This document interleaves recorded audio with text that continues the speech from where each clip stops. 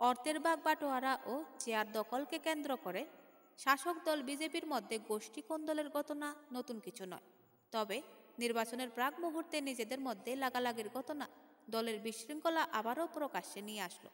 অবস্থা এতটাই বেগতিক যে বিরোধীদের করা অভিযোগকে এক প্রকার সত্য প্রমাণিত করে দলেরই এক কর্মীর বিরুদ্ধে সমাজদ্রোহিতা সহ তোল্লাবাজির অভিযোগ এনে থানায় মামলা দায়ের করতে হলো মণ্ডল সভাপতিকে।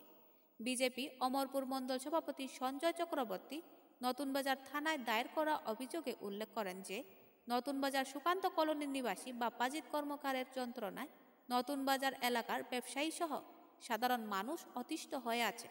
মানুষকে মারধর, গালিগালাজ ও তোল্লাবাজির অভিযোগ করা হয় বাপ্পাজিতের বিরুদ্ধে। পুলিশকে এই বিষয়ে প্রয়োজনীয় ব্যবস্থা গ্রহণের অনুরোধ জানান। উল্লেখ্য যে বাপ্পাজিৎ কর্মকার বিজেপির পুরনো কর্মী হিসেবে এলাকায় পরিচিত। একটা সময় মণ্ডল সভাপতি ছায়া সঙ্গী হিসেবে থাকলেও বর্তমানে গোষ্ঠী কোন্দলের ফলে বিপরীত মেরুতে অবস্থান করছেন।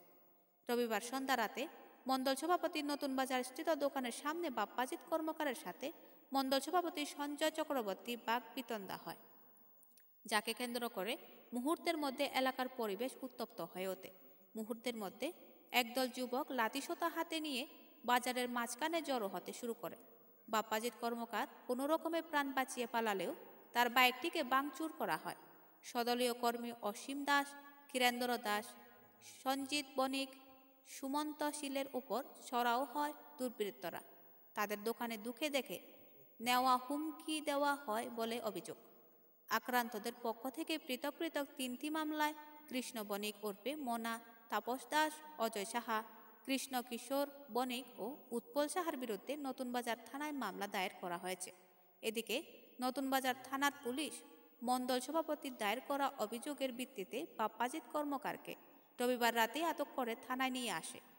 অভিযুক্তের বিরুদ্ধে জামিন অযোগ্য ধারায় মামলা নথিভুক্ত করে সোমবার সকালে মহকুমা আদালতে সোপর্দ করা হয়।